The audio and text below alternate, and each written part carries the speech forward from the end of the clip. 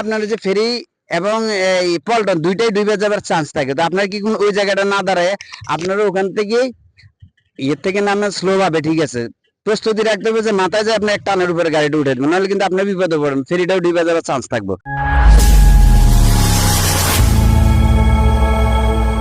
আসসালামু আলাইকুম দর্শক শ্রোতা, মোটরযান ইউটিউব চ্যানেল থেকে সবাইকে স্বাগতম জানিয়ে আমি শুরু করছি আজকের কিছু টিপস আপনাদেরকে আমি উপহার দিব। সেটা হচ্ছে আমি খুলনা আসছি বেড়ানোর জন্য, এখানে আসছি এখন একটু ঘুরতে ফিরতে আসছিলাম, তো আগে এসে এখানে দেখলাম যে একটা ফেরিঘাট আছে।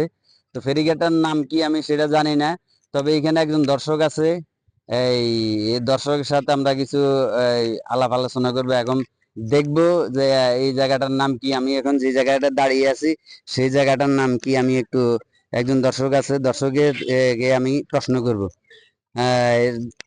এই যে আপনাদের, আচ্ছা আপনার নাম কি? আমার নাম মোশাররফ হোসেন।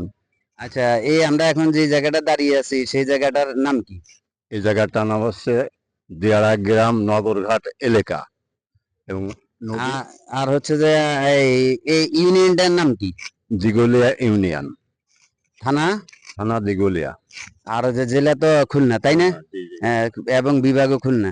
আচ্ছা যাই হোক, এখানে একটা আমরা দেখতে পাচ্ছি যে একটা হচ্ছে এখানে ফেরিঘাট দেখা যায়। যেহেতু আমি ওই যে মোটরযান নিয়ে আমি আলোচনা করি, সেই কারণে একটা ফেরিঘাট আছে, ফেরিঘাট দেখে আমি এখানে একটু দাঁড়াইছি। তো এই ফেরিঘাটটার নাম কি? ফেরিঘাটের নাম হচ্ছে নগরঘাট এবং রেলিগেট ফেরিঘাট। এই নগরঘাট, এই এটা ফেরিঘাট নাকি?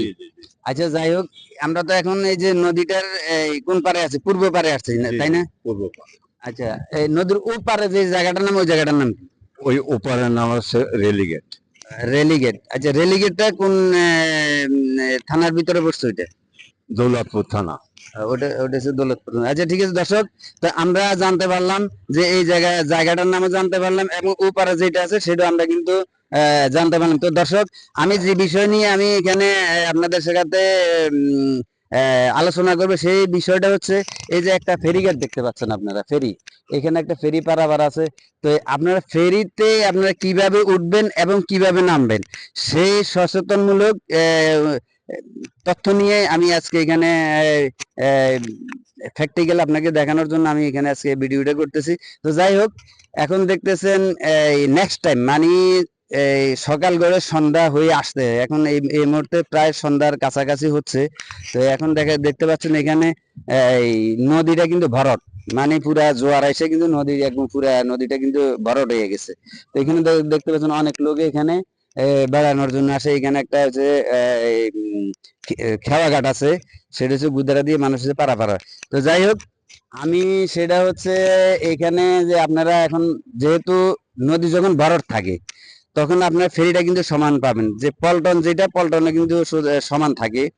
তো আপনারা যখন এই ভাটা লাগে, ভাটার টাইমে দেখা যায় পানি নদীর তলায় চলে যায়, তখন পল্টনটা কিন্তু খারাপ হয়ে যায়। তো অনেক টাইমে আপনারা লোড গাড়ি নিয়ে দেখা যায় আপনার গাড়িতে 20 টন লোড আছে, 15 টন লোড আছে, বা অনেক গাড়িতে 20 টন 22 টন 30 টনের লোড থাকে।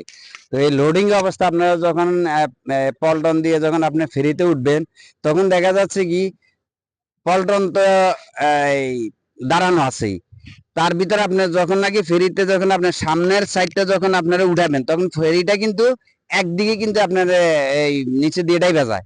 তখন কি হয়, তখন আপনার যে ফেরি এবং এই পল্টন দুইটাই ডুবে যাবার চান্স থাকে। তো আপনার কি ওই জায়গাটা না দাঁড়ায় আপনারা ওখান থেকে ইয়ের থেকে নামে স্লো ভাবে, ঠিক আছে, প্রস্তুতি রাখতে হবে যে মাথায় যে আপনি এক টানের উপরে গাড়িটা উঠে দেবেন, নাহলে কিন্তু আপনি বিপদে পড়বেন, ফেরিটাও ডুবে যাওয়ার চান্স থাকবো।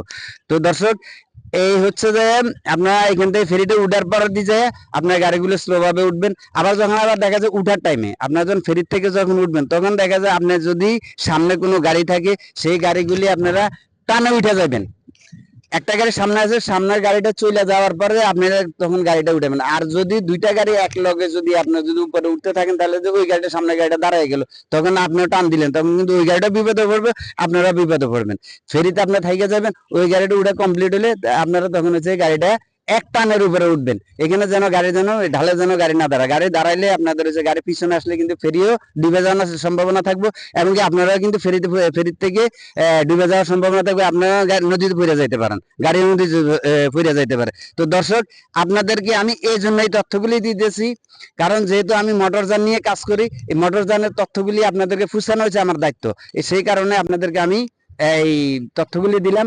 তো তথ্যগুলি যদি আপনাদের ভালো লাগে তাহলে আমার চ্যানেলটিতে সাবস্ক্রাইব করে পাশের বেল আইকনটি বাজিয়ে দিবেন, লাইক শেয়ার এবং কমেন্ট করতে ভুলবেন না। তো আজকের মতো এই পর্যন্ত, আল্লাহ হাফেজ, আসসালামু আলাইকুম ওয়া রাহমাতুল্লাহি ওয়া বারাকাতুহু।